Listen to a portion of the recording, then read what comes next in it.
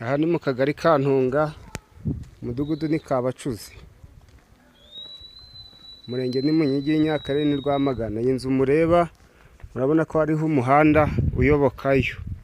Iyi nzu iragurishwa kuri miliyoni 10 zawe ukayitwara. Ubu twinjiyemo, uku mureba ni mu gipangu, inzu ni iyi ngiyi.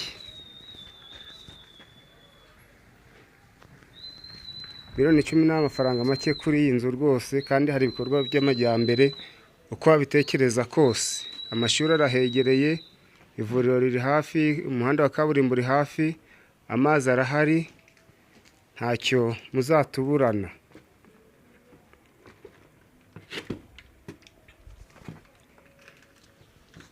Uwo mureba rwose ni umuhanda winjiyeyo, hariya ni mu gipangu, ubwo ni mu muryango winjira mu rugo.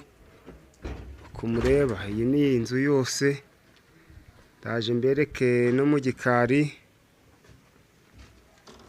Ubu twinjiye mu gikari, uko mureba kiriya ni igikoni, iyi ni tuwarete na dushe, hanyuma iki ni igikari cyayo.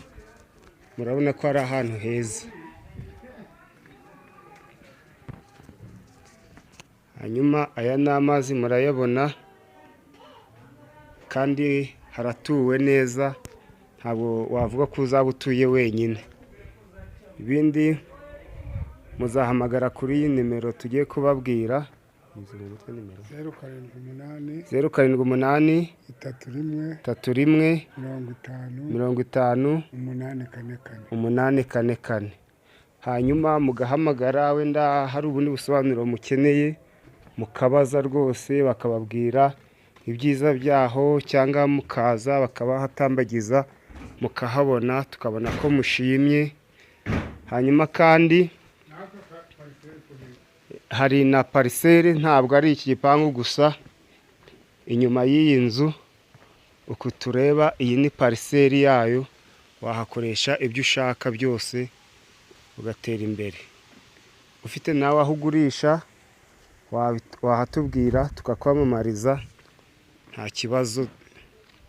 Aho ureba hose na baturanyi babo, uwo ni umuhanda nk'uko nababwiye, hegereye ibikorwa by'amajyambere. Murakoze, tuzabibona ko mwashimye.